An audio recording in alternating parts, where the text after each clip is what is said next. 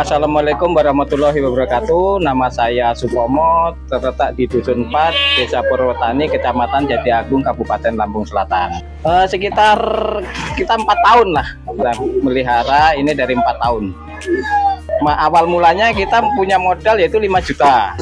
Kita modal 5 juta, alhamdulillah sampai sekarang sudah mencapai 36 ekor. Alhamdulillah nggak ada halangan suatu, walaupun toh tadinya ada halangan-halangan kecil, mungkin ya bisa diatasi. Motivasi dari diri sendiri, berhubung kita punya bank pakan atau kata-kata sekarang kalau gitu punya kebun singkong, nah itu banyak, jadi dibuang sia-sia kalau kita lagi menunasin atau merempel, cuma dibuang sia-sia. Dari situlah terinspirasi pingin jadi ternak kambing, jadi mula-mulanya dari situ awal mulanya. Dan diri tani yaitu dari nanam sayuran sama nanam singkong sama jagung. Malah kerasa nyaman, enak, kayak nggak ada beban. Malah kalau pulang dari ladang bawa rumput terus berangkat, kita bawa kotoran untuk memupuk ladang, kayak nyaman. Begitu pulang dari ladang lagi kita lihat ternak sambil duduk kasih makan, sambil keliling-keliling, alhamdulillah sangat nyaman, nggak ada rasa beban berat, nggak ada. Modalnya dulu 3 ekor, tapi pejantannya 1, terus indukannya 2, udah hamil-hamil, alhamdulillah sekarang ya sampai manjang sampai sekarang. Alhamdulillah breeding, karena kalau whitening kayaknya nanti kalau udah mungkin bisa banyak indukan, bisa lebih banyak, jadi mau whitening juga. Breeding karena ya itu tadi, kalau whitening kita jual, begitu kita jual kandang kita kosong, kita harus ngeluarin modal lagi ya, kalau nggak kepake modalnya, kalau kepake kita harus mengulang lagi kan gitu. Syukur alhamdulillah sampai sekarang saya rasakan nggak ada kendala, bahkan saya malah banyak sukanya daripada dukanya. Dukanya waktu itu ya, waktu kalau ngelahirin sampai nggak keluar ari-ari. Nah pernah waktu itu mau bikin bandot, ternyata bandotnya malah bikin untuk pacek, nggak taunya bangun pagi subuh bersihin kandang kok taunya mati ya. Cuma satu itu yang bikin sedih sebenarnya, karena bandot udah besar, udah umuran 2 tahun, tahu-tahu pagi habis subuhan kok udah mati, nggak ketahuan. Malam itu jam 8 habis isaan itu saya kasih makan, ya masih makannya ya habis, tapi tahu-tahu pagi udah subuhan ke kandang biasa bersih-bersih, nggak taunya udah kaku, udah mati. Kalau silase fermentasi itu ya masih bikin, tapi kalau kita mau pas ada acara aja kita kasih makannya itu. Tapi kalau enggak, nah kita sekarang makan melimpah, untuk apa kita harus bikin-bikin seperti itu, kadang-kadang repot. Terus kita yang penting dari ladang kita bawa gitu aja, langsung saji. Tapi ya gitu, kita ngambil sekarang untuk umpan besok. Jadi nggak langsung begitu dari ladang, nggak langsung kita kasihkan. Kita udah kebiasaan dari dulu nggak seperti itu gitu katanya. Kalau menurut orang-orang, menurut dia di YouTube di mana itu, katanya bagusnya ya harus dilayukan lah istilahnya gitu. Nggak harus baru metik langsung dikasih. Saya belum pernah gitu. Katanya bisa keracunan, terus katanya masih racun cyanidanya masih tinggi di pupusnya. Itu menurut di YouTube. Tapi kan kita juga sekarang kan belajar di YouTube, di Facebook kan udah ada gitu. Alhamdulillah sampai sekarang belum pernah yang namanya keracunan. Masuk angin pun saya kira jarang, saya ngalamin masuk angin dia belum pernah. Kalau saya mungkin penyemprotannya yang rutin biasanya sebulan sekali, yaitu saya campur regen sama pastak, terus dicampur lagi sampo 1 bulan sekali. Jadi saya mandiin sampai basah kuyup kambingnya, seperti dipandiin itu, badannya sama kandang-kandangnya semprot sampai basah. Nggak bahaya, insya Allah nggak bahaya. Masalahnya kalau bahaya mungkin kambing saya habis gitu. Wih, banyak kerugiannya, makan berlimpah untuk makan ternak, tapi kita nggak melihara ya, terus kita mau ngapa? Kadang kalau kita udah sampai rumah kita ngelamun, nanti akhirnya main slot itu yang bahaya. Tapi kalau kita melihara kambing, kita ke belakang bersihin kandang kambing, ngasih makan kambing, wah kayaknya pikiran jadi fresh lagi ya gitu. Tuh kalau tujuan saya, sangat-sangat rugi karena makan berlimpah. Sekarang banyak ibaratnya di sini tuh makanan yang terbuang cuma sia-sia sebenarnya. Dari situlah maka terinspirasi lebih baik kita ternak. Insya Allah mungkin ya nanti kalau ada umur panjang, rezeki ada, mungkin kita mau bikin kandang lagi untuk memperbesar intinya gitu. Kalau targetnya ya kita nggak terbatas lah, pokoknya semampu kita. Masalahnya kita bank pakannya juga banyak gitu aja. Kalau sementara ini lahan saya sih ada 8 hektar, tapi yang untuk ditanam singkong sekarang ini 5 hektar. Nggak beli pakan sama sekali, bahkan kadang-kadang sisa, kadang-kadang ada di tetangga yang lagi panen, Pak ngari tempat saya aja tuh lagi dicabut.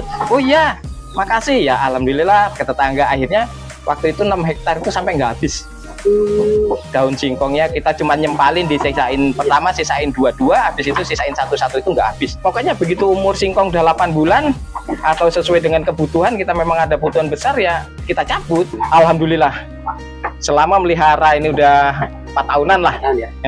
Alhamdulillah belum pernah namanya kotratan. Kemarau kemarin kita nggak bingung, orang bingung pada kemana-mana nyari, kita dapat singkong sendiri aja, gitu aja.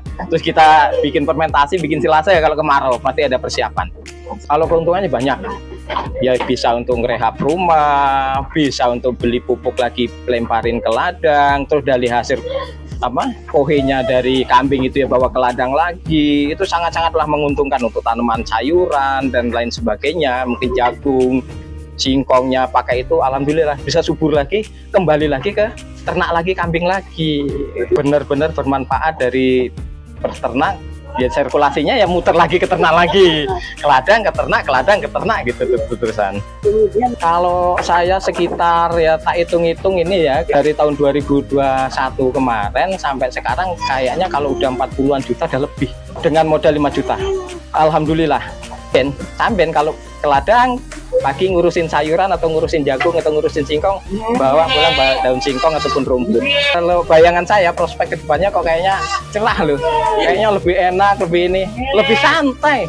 Masalahnya apalagi kalau kita lihat di YouTube, di Facebook itu kita belajar makanannya harus gini, kayaknya lebih ringan. Kita harus punya chopper, digiling, ngarit 1 hari atau 2 hari, itu bisa untuk 2-3 bulan kemudian. Itu harapan saya untuk kedepannya seperti itu.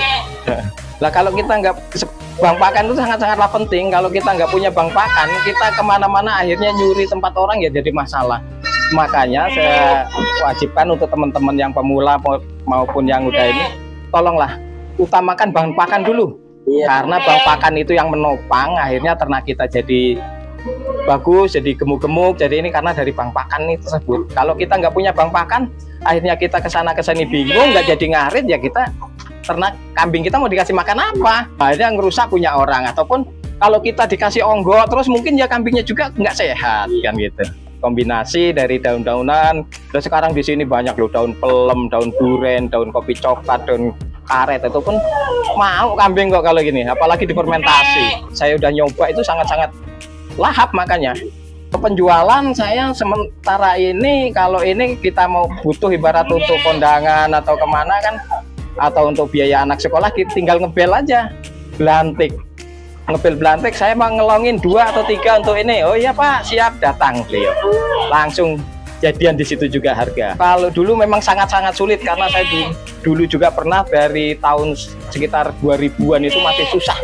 Saya udah ngerasakan waktu saya baru nikah itu saya juga udah melihara, tapi kala itu sangat-sangat susah. Kita mau beli mau jual kambing itu satu paling dihargain 300 saja, kadang-kadang masih ditawar gitu.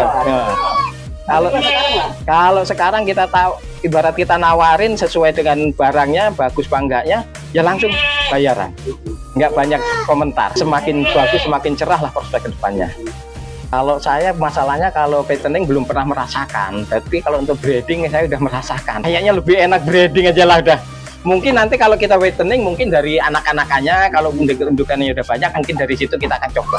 Tapi kalau kita suruh ibarat kita beli mau di fattening, kayaknya belum. Sangat-sangat membantu karena ya itu semua kebutuhan bisa ke handle. Apalagi kita pas nggak punya duit mau kondangan jauh, kita ya terpaksa ngejual tempe 2 aja dah cukup, lebih dari cukup untuk biaya anak sekolah, terus untuk renovasi itu tadi rumah, mungkin kan untuk beli pupuk kita bisa jual ibarat 2 ekor beli pupuk udah terhandle. Tapi kalau dulu belum punya ya pusing, kita ngutang ke tengkulak gitu. Sangat-sangat membantu, sangat-sangat membantu. Maka saya harapkan pada teman-teman semua yang melihat YouTube ini, tolonglah jangan takut-takut kalau beternak, tapi jangan lupa siapkan dulu bank pakannya supaya kita lebih mudah untuk ngurus ternaknya. Jangan kita asal-asalan, karena kasihan ternak juga seperti manusia, butuh makan, butuh minum, butuh tempat yang layak gitu. Kalau untuk pemula saya harapkan yaitu untuk breeding aja, nggak usah banyak-banyak lah. Kita mau ibarat mau breeding, carilah yang ada buntingan supaya mempermudah, mempercepat. Masalahnya kadang-kadang kalau kita untuk pemula, kalau kita beli dari diri kecil, takutnya yaitu tadi apalagi kita nggak punya bandot sendiri, takutnya majir itu. Kalau saya nggak yang sedih ya waktu itulah, yang ada ninggal satu itu, mati satu itu, cuman itu masalahnya itu mau untuk pajak nggak taunya mati. Nah itu cuman itu. Kalau yang kesininya cuman ada was-was, kalau kadang-kadang melahirkan kok katanya hari-harinya nggak keluar. Nah itu kadang-kadang, tapi begitu udah keluar ya kita plong gitu. Kalau saya nggak punya ladang, saya bayangkan saya kekuatan saya 50 ekor. Ya, jadi 50 ekor itu nanti kalau kita nggak punya ladang, jadi dari kohenya itulah kita untuk beli makan. Jadi proses perputaran dari situ. Ya nanti dari kohe itu nanti kita ibaratnya di sini memang kalau lagi sekarang ini per karung itu yaitu 10.000. Jadi kalau kita 1 bulannya itu dapat ibaratnya kambing 50 itu dapat, nggak usah banyak-banyak lah, kita dapat 100 saja. Jadi diputar untuk beli makannya. Pokoknya beli makan kebutuhan kambing lah ibaratnya. Dengan 50 ekor kayaknya beli itu lebih dari bisa lah. Kalau 50 ekor itu sangat-sangat longgar lah. Masalahnya kalau untuk apalagi kalau sampai banyak kohenya kan kita jual untuk beli ya semua kebutuhan kambing, kayaknya dari obat-obatan, dari makannya kayaknya cukup, lebih dari cukup ya. Ya kalau saya supaya gak kejual, nggak ke ini ya kita harus ada sampingan. Mungkin kita kerja buruh, mungkin buruh bangunan. Jadi kalau punya anak ya, kalau punya yang laki kita tukarkan lagi yang perempuan. Nah itu supaya berkembang terus. Tapi kalau kita terpaku dengan kita beternak apalagi yang pemula, ya itu tadi habis kalau kita dijual untuk beli bayar tonjokan atau kunjungan tersebut gitu. Seperti itu. Kalau udah mungkin kalau udah sekitar 30-an ekor indukan itu saya bayangkan itu udah cukup lah kalau kita mau fokus ke ternak.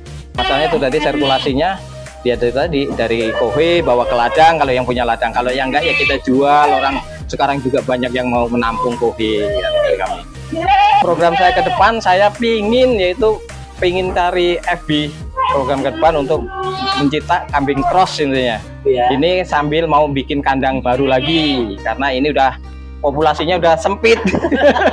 Udah nggak muat, makanya program ke depan bikin kandang lagi, terus mau beli mungkin nanti bulan puasa mau beli FB untuk pejantannya.